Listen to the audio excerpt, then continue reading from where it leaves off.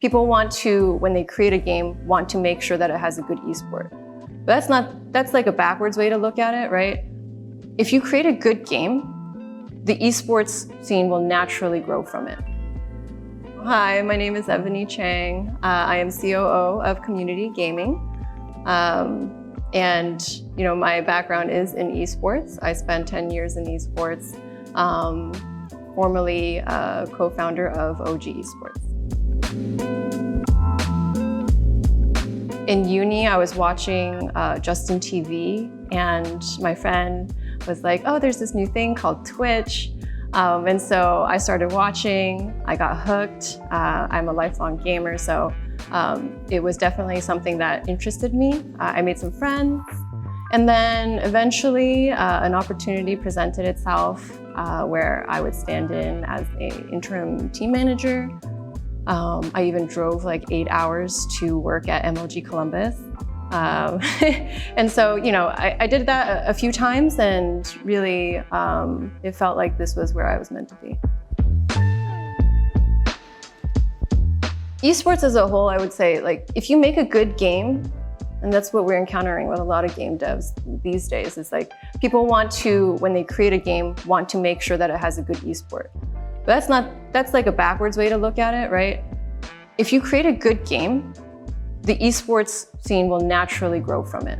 That's the case with Dota. Dota is just such a great game, and people flock to it because it's something that people are passionate about, and so then the esports scene grows. But how it grows and how you cultivate it, just the same way you would cultivate a plant. You need to make changes here and there and prune this or that and figure out what's the best way for it to grow. You're gonna make mistakes. And so I think the mistakes are the challenges, but as long as we as a whole learn from it and are able to communicate alternative ways of doing things, then the scene as a whole is better for it. So I would say those are the challenging conversations, right? Along the long history of Dota 2 esports is presenting or flagging a problem to the right people in the right way, getting people to support your proposed solution, and then seeing that implemented over a sustainable amount of time. I had been in Dota 2 and in esports for a very long time, right? And on multiple levels of it, right? The competitive side, the business side, and really being able to see the pain points that the esports ecosystem at large posed.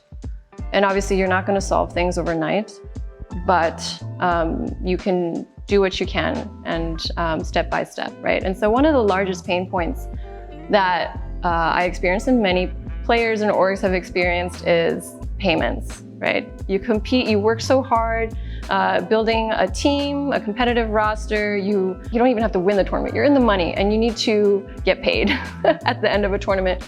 And it takes you forever. We've all heard the horror stories of maybe tournament organizers just not paying out at all, or taking a lifetime, and countless Reddit threads about it. And in the end, like, there's nothing you can do.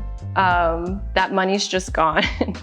And so when this solution of applying blockchain technology in a very real way to me as a gamer, right? I think gamers these days, they like to keep anything crypto related at arm's length, right? I think NFTs have given it quite a bad rap, and so the concept of blockchain technology is really lost on people unless they're educated on it, or somebody takes the time to explain it, right? And so the platform that Community Gaming uses, right?